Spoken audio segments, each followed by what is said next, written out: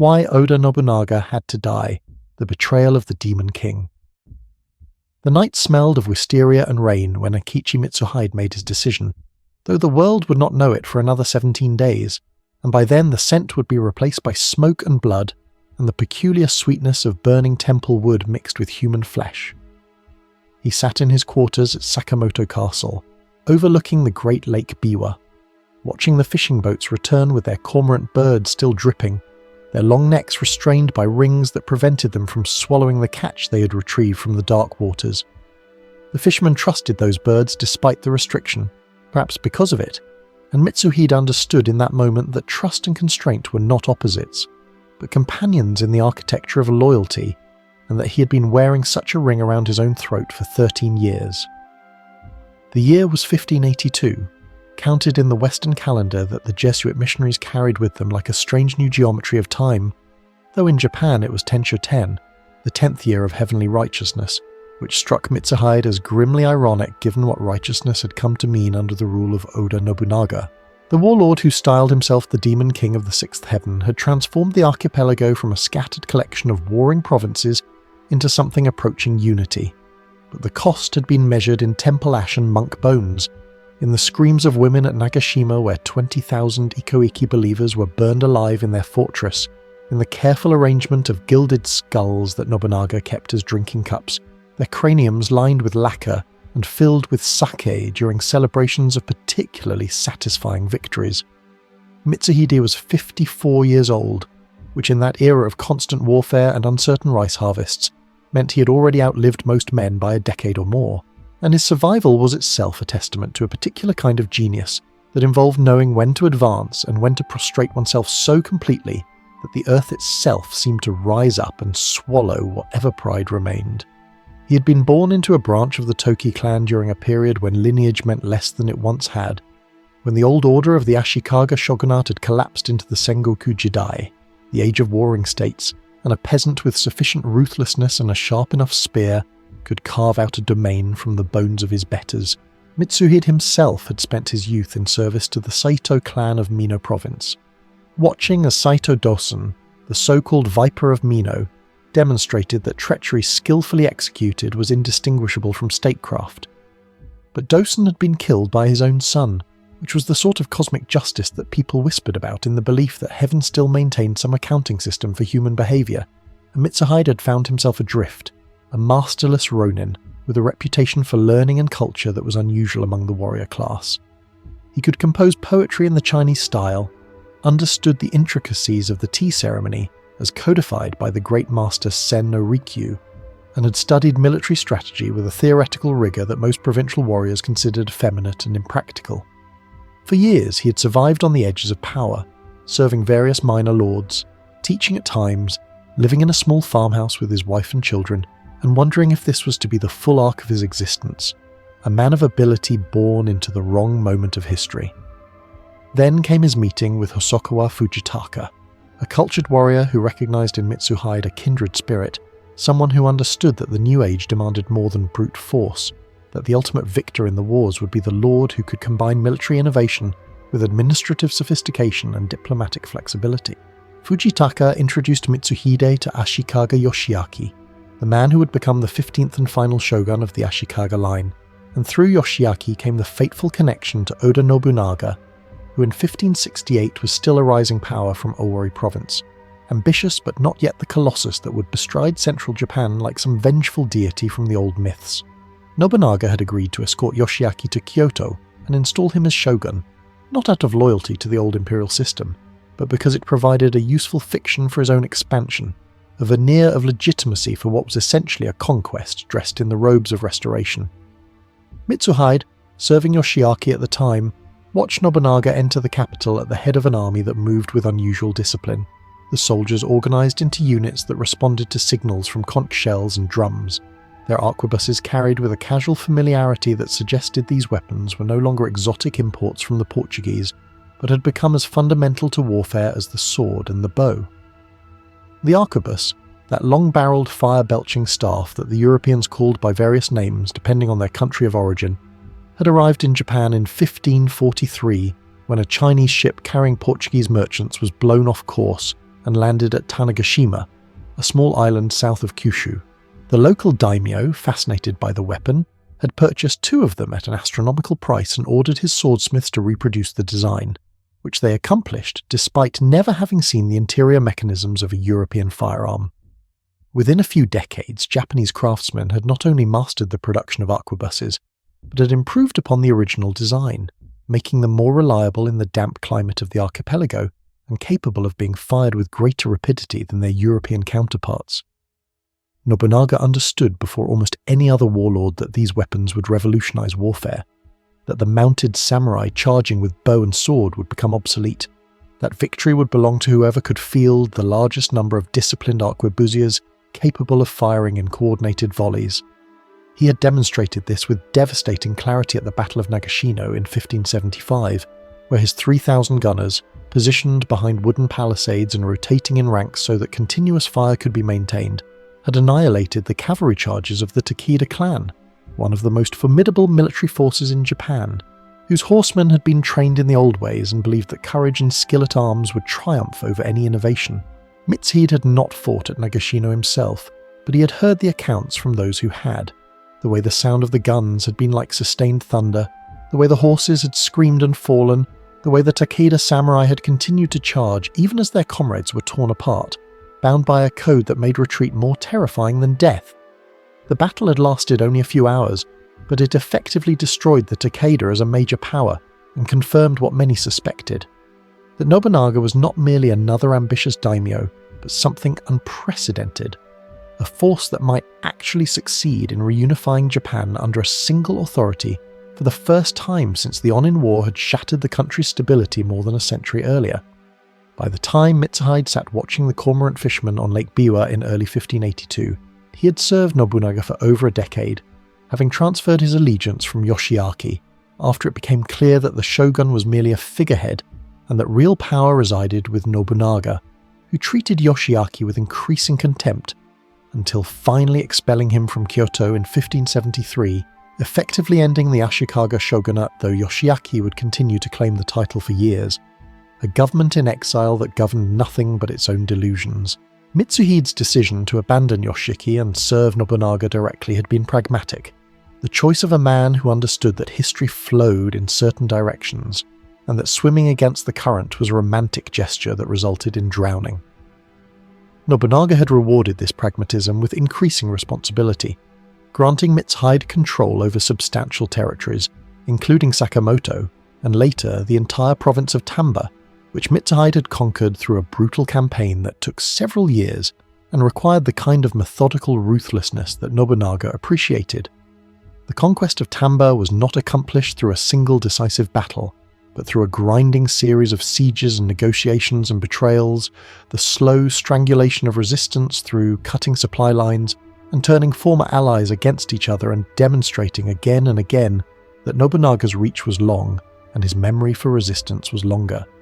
The peasants of Tamba had supported their local lords against the invasion, organising into Iki, the autonomous self-defence leagues that had become increasingly common as central authority collapsed, and Mitsuhide had been forced to burn villages and execute resistors not out of personal cruelty, but as a calculated demonstration that defiance carried costs too high to bear. After each village fell, he would order the construction of a tall pole on which the heads of the resistance leaders would be displayed, and he would ensure that the pole was positioned at the intersection of major roads, so that travellers from all directions would see and understand the new reality. This was the grammar of Sengoku power, written in symbols that even the illiterate could read. Yet Mitsuhide was not merely a blunt instrument of violence. His value to Nobunaga lay equally in his administrative capabilities and his cultural refinement, which made him useful for managing Kyoto and maintaining relationships with the imperial court, that ancient institution which possessed no military power but retained an aura of legitimacy that even Nobunaga, for all his contempt of tradition, recognized as potentially useful. The emperor was a figure of such attenuated authority that he could not even repair his own palace without seeking donations from provincial lords, yet his theoretical position as the descendant of the sun goddess Amaterasu meant that his endorsement of a military government carried symbolic weight, a connection to the divine order that might help transform naked force into accepted rule. Mitsuhide had spent countless hours in Kyoto navigating the baroque protocols of the court, where every gesture carried meaning, and where the ability to compose an appropriate poem in response to the season, or the occasion, was considered as important as military prowess, perhaps more so since the courtiers had long ago conceded actual power to the warrior class and retreated into a realm of aesthetic refinement, where they could maintain the fiction of superiority. He had organised tea ceremonies attended by Nobunaga and various dignitaries, events that appeared to be simple gatherings for the appreciation of beauty, but were actually complex negotiations where alliances were formed and tested through the giving of gifts and the careful calibration of seating arrangements and the selection of particular tea utensils whose provenance and history carried encoded messages about status and favour. Sen no Rikyu, the tea master, who had codified many of the ceremony's principles, taught that the practice was not about the tea itself, but about creating a temporary world of harmony and respect, a suspension of the hierarchies and conflicts that governed ordinary existence. And yet Mitsuhide had observed that these ceremonies were never truly separate from power, but were instead another theatre in which power operated, another language through which dominance and submission were negotiated. Nobunaga himself treated the ceremonies with a mixture of genuine appreciation and cynical utility, collecting famous tea implements as he collected provinces, understanding that the possession of a legendary tea bowl carried cultural capital that complemented military might. One of Nobunaga's most prized possessions was the Tsukumogami Katatsuki, a Chinese tea caddy of such renown that its ownership conferred prestige, and he had acquired it from the Matsunaga clan after Matsunaga Hisahide, that ancient and devious warrior, had finally been cornered in his castle, and rather than surrender, had tied the tea caddy to himself and ignited gunpowder stores, attempting to destroy the precious object so that Nobunaga could not have it. The explosion had killed Matsunaga but left the tea caddy intact, and Nobunaga had retrieved it from the ruins, delighted both by the acquisition and by the dramatic manner of his enemy's death, which he recounted at banquets as an example of aesthetic commitment taken to its logical extreme. This was the world Mitsuhide inhabited, where beauty and violence were so thoroughly intertwined that they became indistinguishable, where a man could order the massacre of thousands in the afternoon and spend the evening appreciating the subtle glaze on a ceramic bowl, and where this conjunction of opposites was not seen as contradictory, but as the natural expression of a complete warrior, one who had mastered both bunbu, the twin paths of cultural arts and martial prowess. Mitsuhide himself embodied this ideal perhaps more completely than any of Nobunaga's other generals, certainly more than the rough peasant-born Toyotomi Hideyoshi, who had risen through raw cunning and tireless energy, but whose cultural education remained limited, or the straightforward Shibata Katsuie, whose loyalty was absolute but whose imagination extended only to military matters. Yet despite Mitsuhide's abilities, or perhaps because of them, his relationship with Nobunaga had grown increasingly strained in the months before that night at Sakamoto Castle, a deterioration that those close to the situation could sense, though its full dimensions remained hidden behind the formal protocols that governed interactions between lord and vassal. There had been incidents, moments when Nobunaga's notorious temper had focused on Mitsuhide in ways that suggested more than ordinary frustration, a deeper contempt that seemed designed to humiliate rather than merely correct. At a banquet celebrating recent victories, Nobunaga had struck Mitsuhide across the head with a fan, not once but repeatedly, in front of other generals and assembled guests, because Mitsuhide had supposedly been slow in preparing Azuchi Castle for a visit by important allies. The blows themselves were not particularly painful. A fan is a light implement, but the symbolic violence was profound in a culture where the maintenance of face was paramount, where public humiliation could be more devastating than physical injury. Mitsuhide had remained kneeling, absorbing the strikes without expression, his face composed into the mask of acceptance that any competent courtier could produce, but those who knew him well noticed the tightening around his eyes, the almost imperceptible tension in his shoulders. On another occasion, Nobunaga had ordered Mitsuhide to surrender the territories he governed in the Kinai region around Kyoto and instead take over the campaign against the Mori clan in the distant western provinces, effectively a demotion disguised as a reassignment,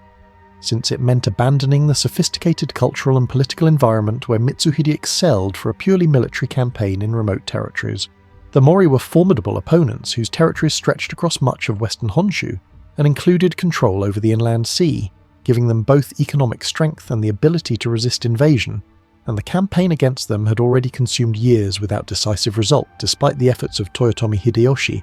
who currently commanded Nobunaga's forces in that region. Hideyoshi, that remarkable figure who had begun his career as a sandal-bearer in Nobunaga's service and risen to become one of his most important generals, was everything Mitsuhide was not. Lacking in formal education and cultural refinement, but possessed of an almost supernatural ability to read people and situations, to know when to attack and when to negotiate, when to reward and when to punish, and above all to make himself indispensable through constant productivity and visible results. He had earned the nickname Kozaru, the little monkey, partly for his simian features and partly for his agility and cleverness, and though the name was mocking in origin, Hideyoshi had embraced it with characteristic pragmatism, understanding that in Nobunaga's service, being memorable was more important than being dignified. The relationship between Mitsuhide and Hideyoshi was cordial on the surface, as professional obligations required, but underneath ran a current of mutual disdain rooted in their fundamental differences. The cultured aristocrat versus the cunning commoner, each representing different possible futures for Japan, and each regarding the other as a distortion of what a proper warrior should be. Hideyoshi thought Mitsuhide overeducated and indecisive, too concerned with propriety and precedent to act with the boldness that circumstances demanded. Mitsuhide considered Hideyoshi a vulgar opportunist, lacking in principle and dignity, the sort of man who would succeed in the chaos of the present, but whose legacy would be empty because it was built on nothing but ambition. Whether Nobunaga deliberately fostered this rivalry, playing his generals against each other to ensure that none became too powerful or too comfortable, was a question that observers debated then, and historians would debate for centuries afterward. But the effect was undeniable. His inner circle was characterized by competition rather than unity, by men who watched each other as carefully as they watched enemy armies, knowing that favor could shift with terrifying rapidity and that today's honored commander could become tomorrow's scapegoat. Nobunaga's father, Oda Nobunaga, had been a competent but unremarkable daimyo of Owari province, and Nobunaga's extraordinary rise was rooted partly in his willingness to abandon conventions that constrained other lords.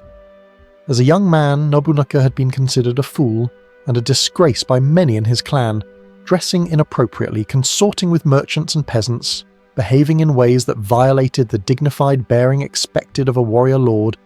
and even his own father had reportedly despaired of him.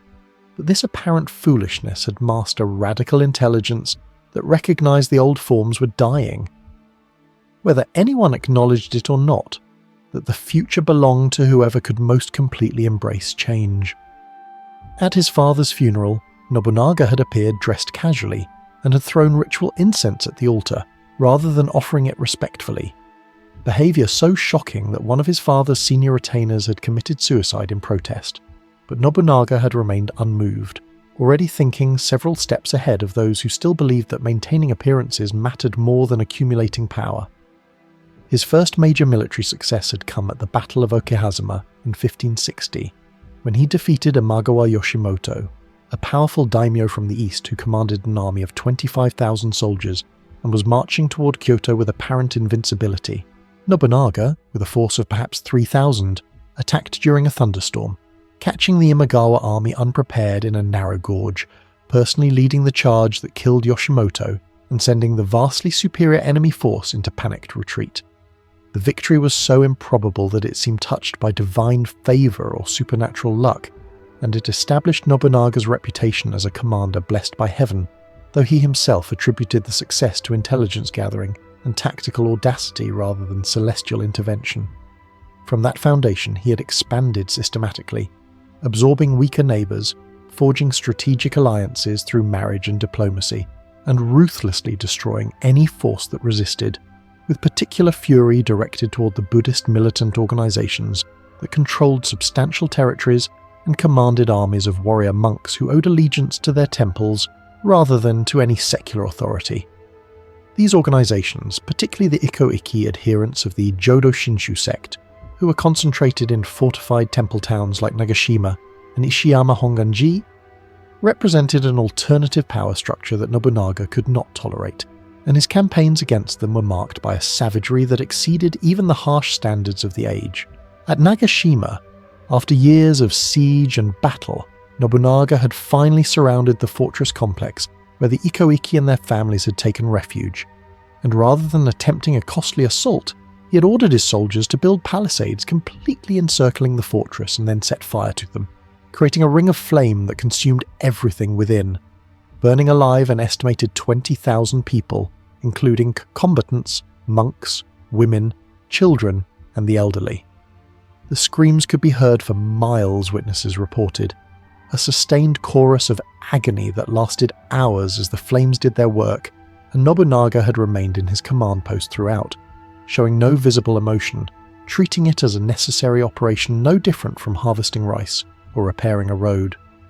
The siege of Ishiyama Hongan-ji, the great fortress cathedral that served as the headquarters of the Jodo Shinshu sect in Osaka, had lasted even longer, stretching across a full decade from 1570 to 1580, a grinding war of attrition that consumed vast resources and demonstrated both Nobunaga's determination to crush religious opposition and the surprising resilience of the militant Buddhist organizations. The fortress was eventually surrendered through negotiation after the commanding abbot decided that continued resistance would result only in total annihilation. But the terms required the complete evacuation of the complex and its subsequent burning, erasing one of the great centers of Japanese Buddhism and replacing it with empty ground that Nobunaga left barren as a demonstration that the power of the Dharma had been superseded by the power of the sword. These campaigns against the Buddhist organizations were not merely military operations, but represented Nobunaga's vision of a transformed Japan where power flowed from a single, central authority unobstructed by competing loyalties to religious institutions, commercial guilds, or autonomous local communities. He had systematically dismantled the barriers that the old Buddhist temples and powerful merchants had erected on roads and waterways to collect tolls, declaring these obstacles to commerce illegal and enforcing free passage throughout his territories, which had the immediate effect of stimulating trade and the longer-term effect of breaking the economic power of institutions that had grown wealthy through their ability to tax movement and exchange. He had also implemented Rakuichi Rakuza policies, literally free markets and free guilds, which abolished the monopolistic merchant associations that controlled trade in specific goods and opened economic activity to anyone willing to participate, a radical democratization of commerce that horrified traditional merchants who had inherited their privileges but delighted the ambitious and the entrepreneurial, creating a new economic class whose wealth derived not from ancient rights but from current productivity and whose loyalty naturally flowed to the authority that had enabled their rise. These policies were not motivated by any abstract commitment to economic freedom, but by the practical recognition that a more dynamic economy would generate greater tax revenue, and that merchants with fresh fortunes would be more willing to provide loans and supplies to fuel military campaigns than old establishments that hoarded their wealth and resented impositions on their traditional prerogatives. Nobunaga's relationship with the European missionaries, who had been arriving in increasing numbers since Francis Xavier first reached Japan in 1549, was similarly pragmatic rather than spiritual. He showed interest in Christianity not because he found its theology compelling, but because the missionaries brought with them access to European technology, particularly firearms and metallurgy, and because their presence annoyed the Buddhist establishments that he was working to destroy. He had granted permission for the construction of churches in territories he controlled, and had even attended services on occasion, listening to sermons translated by Japanese converts while wearing European clothing that the Jesuits had provided, creating a spectacle that scandalized traditional observers but accomplished Nobunaga's goal of projecting an image of openness to new ideas and connections to distant powers. The Jesuits themselves, led by capable and culturally sophisticated priests like Alessandro Valignano, who understood that successful conversion required adaptation to local customs, had hoped that Nobunaga might eventually embrace Christianity and order his domains to follow, creating a powerful Christian kingdom in Asia that would rival the Catholic monarchies of Europe. But those who knew Nobunaga well recognized that his tolerance of the foreign religion was entirely instrumental, that he cared nothing for salvation or doctrine, but only for the practical advantages that association with the Europeans might bring. He questioned the missionaries intensely about European military organization, fortification techniques, navigation and shipbuilding, mining and metalworking, absorbing information with the focused intensity of someone assembling a manual for dominance. The castle he had constructed at Azuchi, on the shore of Lake Biwa, embodied his vision of a new kind of power. A massive complex rising 7 stories above a stone foundation, the exterior walls covered with intricate carvings and gilt decoration, the interior chambers painted by the greatest artist of the age, including Kano Eitoku, whose screens depicted lions and tigers and dragons in brilliant colours against backgrounds of gold leaf, creating an environment that overwhelmed visitors with its magnificence and made clear that the lord who commanded such resources was operating on a scale unprecedented in Japanese history. The castle was not merely a military fortification but a palace, an administrative centre and symbol, a 3-dimensional assertion that the age of scattered provincial powers was ending and that centralised authority under Nobunaga would bring order and splendour in equal measure. At the top of the castle, in his private quarters, Nobunaga had created a chamber decorated in European style, with chairs instead of floor mats, glass windows instead of paper screens, and imported carpets covering the wooden floors, a space that existed outside Japanese aesthetic tradition and suggested a mind not bound by the accumulated weight of custom, a ruler who could adopt or discard cultural forms as utility dictated. Here he would receive foreign visitors and hold intimate conversations with his closest advisors, planning campaigns that would extend his control across the entire archipelago, drawing maps that showed territories yet unconquered, calculating the resources required to maintain armies in the field through multiple campaigning seasons, considering which alliances to cultivate and which rivals to destroy and in what sequence. By 1582, Nobunaga controlled roughly 1/3 of Japan directly, and influenced perhaps another 1/3 through alliances and subordinate daimyo who had submitted to his authority, leaving only the peripheral regions, the far northeast, the distant southwest, and the western provinces still contested with the Mori, outside his grasp, and it seemed plausible that within another decade he might accomplish the complete reunification of the country under a new order with himself at its apex, perhaps taking the title of shogun, or perhaps inventing some new designation that would formalize his unique position, though some whispered that his ambitions reached even further, that he entertained fantasies of invading China, of extending Japanese power across the sea to the continental empire from which so much of Japan's high culture had originally derived. These whispers about continental ambitions were dismissed by most as absurd exaggeration, the sort of wild rumour that accumulated around any sufficiently powerful figure, but they reflected an accurate perception that Nobunaga's imagination was not constrained by conventional limits, that he thought in terms of possibilities rather than precedents, and that the very implausibility of a goal might make it attractive to someone who had spent his entire career accomplishing what others had considered impossible. He had already violated so many sacred principles, burning temples, defying the emperor's implicit authority by exiling the shogun, associating with foreign barbarians, promoting peasants to positions of command, that further transgressions seemed not only possible but almost inevitable, the logical continuation of a pattern that had defined his rise. Yet power on such a scale created pressures that were difficult to manage, and Nobunaga's temperament, which had been crucial to his success, also generated instability in his organization. His explosive rages were famous and terrifying, erupting without warning and leading to dismissals or executions that seemed disproportionate to the triggering offense,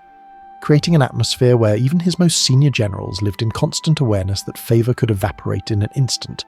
that a single mistake or perceived insult could result in ruin. This was not merely cruelty or instability, but a deliberate management strategy,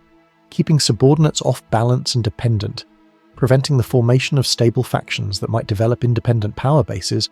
but it also meant that the loyalty Nobunaga commanded was built more on fear and calculation than on genuine devotion, and that the structure would hold only as long as he personally maintained its center. Mitsuhide understood this dynamic with particular clarity, because he was himself both a beneficiary and a victim of it, having risen to great authority through demonstrated competence, but also having experienced Nobunaga's contempt in ways that made clear how precarious his position remained despite years of faithful service.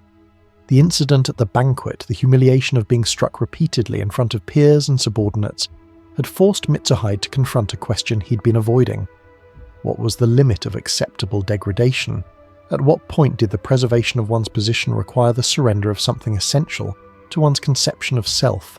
And was that surrender sustainable, or would it produce a kind of internal dissolution that made continued existence intolerable? These were not abstract philosophical questions, but immediate practical problems for someone who had spent his entire adult life constructing an identity around competence and dignity and cultural sophistication,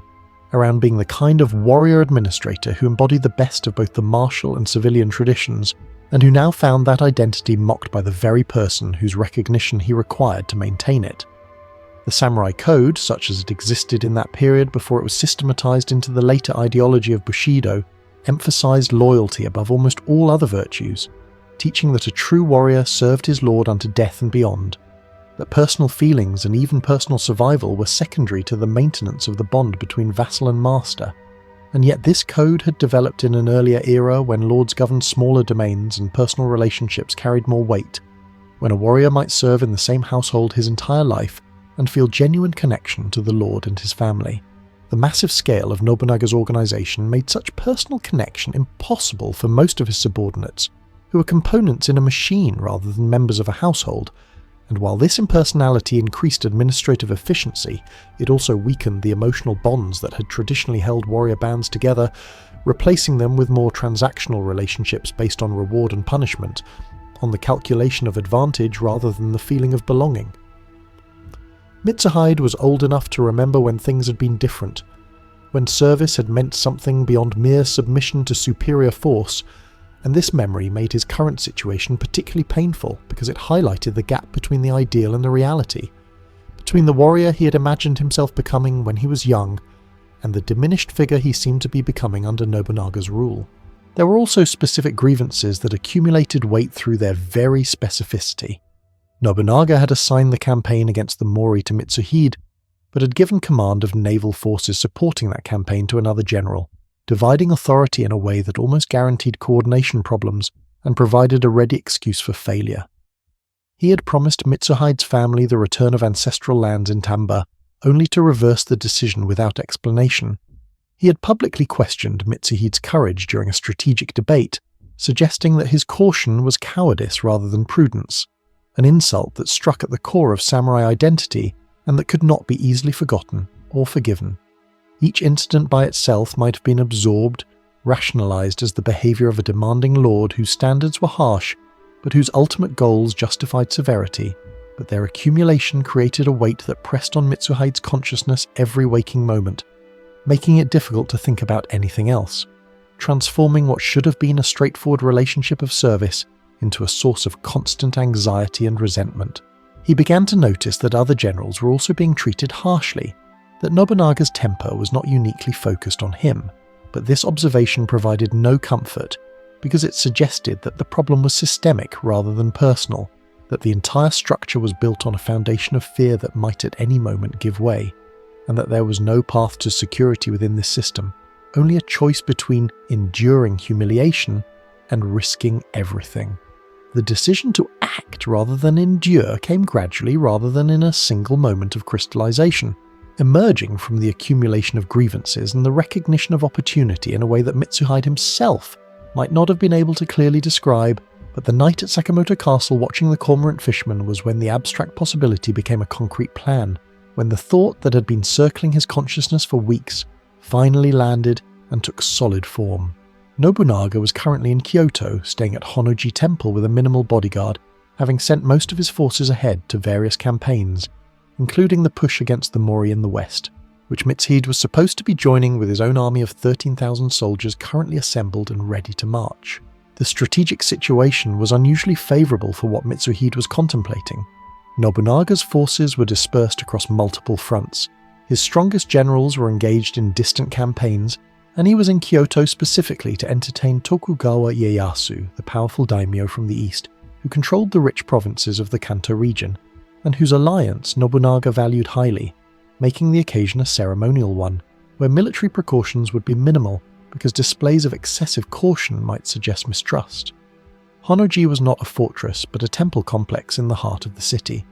chosen for its cultural significance and its convenient location rather than for any defensive advantage, and while it had walls and gates, these were designed to mark boundaries rather than to repel serious assault. The army Mitsuhide commanded was composed of his most loyal retainers and soldiers who had served under him for years, many of them recruited from Tamba province, which he had conquered, and then governed with sufficient fairness that the local population had transferred their allegiance from the lords he had defeated to him personally, creating a force whose primary loyalty was to Mitsuhide rather than to Nobunaga, though they had sworn oaths to both, and the relationship between these obligations had not been tested. The question was whether these soldiers would follow him in what they would initially think was a march toward the Mori campaign in the west, but would reveal itself, at a certain point, to be something entirely different, and whether once revealed, that difference would be accepted or rejected. Mitsuhide understood that the success of his plan depended on presenting it in a way that made compliance seem natural and dissent seem disloyal, on manipulating the very machinery of obedience that Nobunaga had constructed to turn it against its creator, and this required careful attention to timing and messaging, to the sequence in which information would be revealed and the rhetoric that would frame the action as something other than simple betrayal. He would need to invoke higher principles, to suggest that what he was doing was not a violation of loyalty, but a fulfillment of it, serving a greater good that Nobunaga himself had betrayed through his excesses and his blasphemies against the sacred order. The language he would use was already forming in his mind. Nobunaga had declared himself the demon king of the sixth heaven, had burned temples and killed monks, had shown contempt for the emperor and the ancient traditions that gave structure to Japanese society, had promoted men of low birth to positions they were unfit to hold, had brought foreign barbarians into the heart of the realm and given them privileges that undermined the proper hierarchy, and had through all these actions forfeited the mandate of heaven, which now needed to be transferred to someone who would govern with greater wisdom and restraint. Whether Mitsuhide believed this rhetoric himself, or was simply constructing a justification that would be politically useful, was a question that perhaps even he could not have answered with certainty, because the human mind has a remarkable capacity to convince itself of the rightness of actions that serve its interests, and the line between sincere principle and opportunistic rationalization becomes blurred when examined too closely. What was certain was that on the morning of June 21st, 1582, Mitsuhide ordered his army to begin marching, ostensibly toward the western provinces, where they would join Hideyoshi's campaign against the Mori, and the soldiers assembled in their units and began moving along the roads that led out from the Lake Biwa region through the mountains and toward Kyoto, which happened to lie along the route westward, a fact that would not seem significant until it became the only fact that mattered. The weather was clear after several days of rain, and the roads, though muddy in places, were passable for the large force of foot soldiers, cavalry and supply wagons that constituted a mobile army in that era, when logistics required careful planning because an army without food and ammunition was simply an armed mob that would dissolve as soon as bellies grew empty and powder ran out. As the army approached the outskirts of Kyoto, Mitsuhide called together his senior commanders and announced that their destination had changed, that they would not be marching west but would instead be entering the capital to correct a great wrong,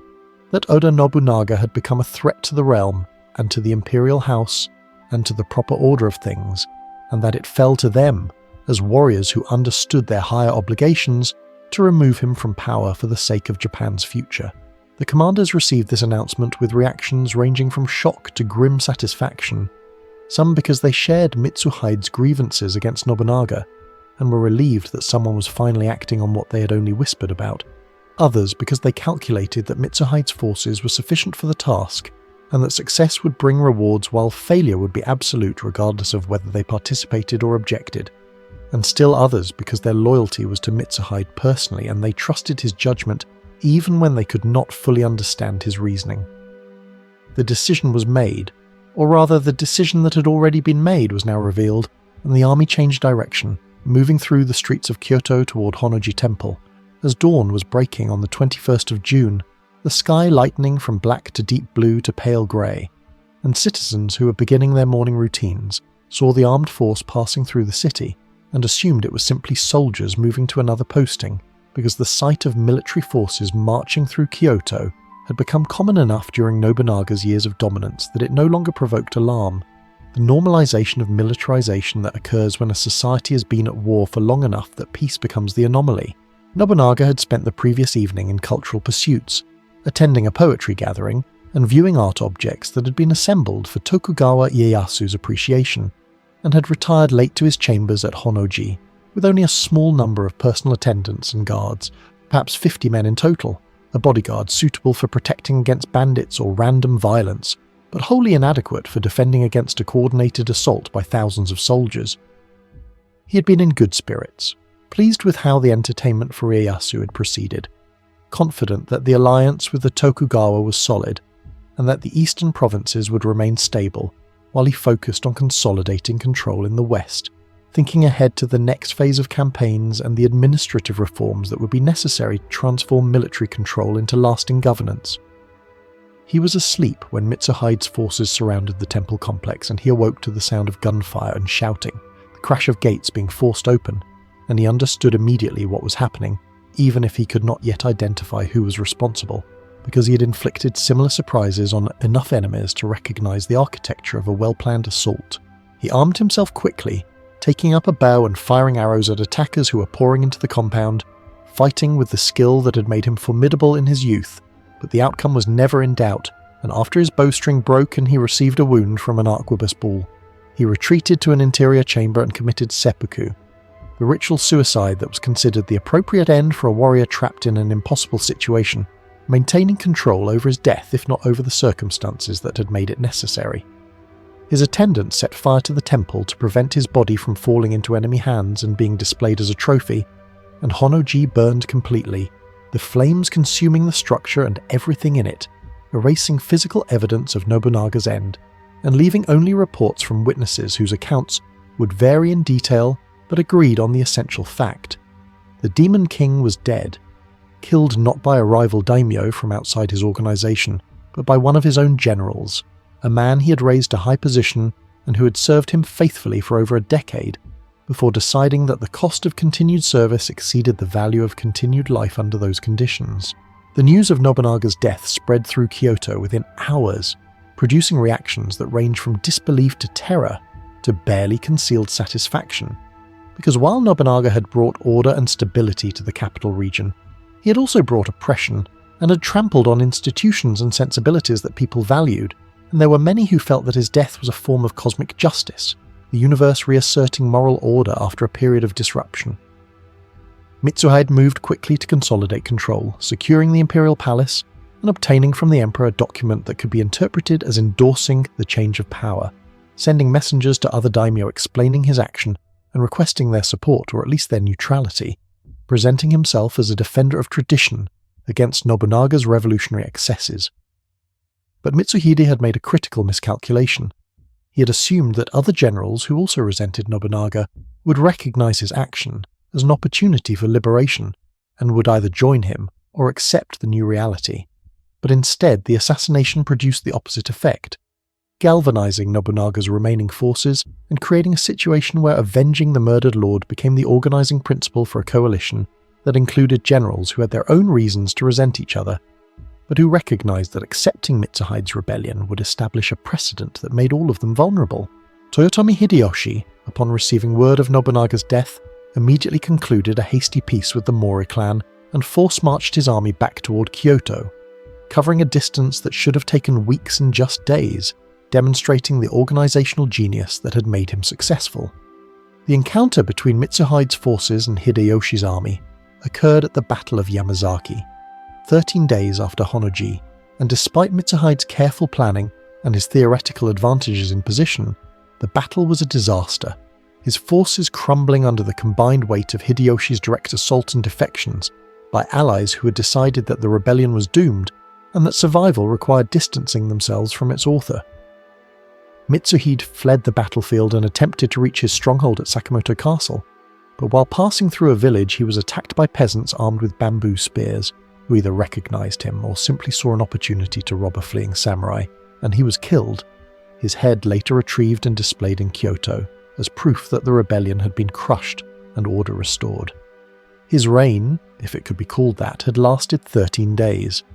the same number of days as there had been years in his service to Nobunaga, a symmetry that people noted as evidence that the cosmos maintained its own accounting system even when human justice failed to operate. The defeat and death of Mitsuhide did not restore Nobunaga to life. and the question of who would inherit his position and complete the unification of Japan remained open, answered ultimately not by any principle of legitimate succession, but by the same method that had elevated Nobunaga himself: military power combined with political skill and the ability to act decisively while others hesitated. Hideyoshi emerged from the chaos as the dominant figure, not through any hereditary claim or formal appointment, but through demonstrated competence and the support of forces that had been Nobunaga's and that transferred their allegiance to the man who had avenged his death and seemed capable of continuing his work. Within a decade, Hideyoshi would complete the reunification that Nobunaga had begun, bringing the entire archipelago under centralized control for the first time in centuries, and would even launch the invasion of Kurosa that suggested Nobunaga's rumoured continental ambitions had not been entirely fantastical. Though the Korean campaign would ultimately fail and drain resources without achieving lasting gains. After Hideyoshi's death, power would pass through another period of contestation before settling with Tokugawa Ieyasu, who had survived all the upheavals by being cautious when others were reckless and ruthless when others were indecisive, and who would establish the shogunate that would govern Japan for 2.5 centuries of relative peace, an outcome that none of the actors in 1582 could have predicted, but that grew from seeds planted during that turbulent period. The question of why Nobunaga had to die, which is to say whether Mitsui's action was an aberration or an inevitability, depends on whether one believes that structures of power contain within themselves the mechanisms of their own transformation, that the very concentration of authority that made Nobunaga successful also created pressures that would ultimately find release through violence because he had not built institutions capable of channeling those pressures peacefully, or whether one believes that individual psychology and personal grievance were sufficient causes, that Mitsuhide acted from wounded pride and accumulated humiliation rather than from any structural necessity. Perhaps the truth encompasses both explanations, recognizing that grand historical forces and individual human emotions are not separate categories, but different aspects of the same phenomena, that Mitsuhide's resentment was real and specific and personal, but was also enabled by a system that concentrated too much power in too few hands without creating mechanisms for its legitimate transfer. Nobunaga himself might have understood this had he lived, might have recognized that the methods useful for conquering territory were not identical to the methods necessary for governing it sustainably, that revolution and administration required different skills and different temperaments, but his death at Honnō-ji ensured that he would be remembered as a conqueror rather than a ruler, a breaker of old orders rather than a builder of new ones, the demon king who transformed Japan through his willingness to violate every sacred principle, but who could not survive the logic of his own creation, which was that power unsupported by genuine loyalty was always vulnerable to the ambitions of subordinates who had learned from their master that loyalty itself was merely another tool to be used or discarded as circumstances required.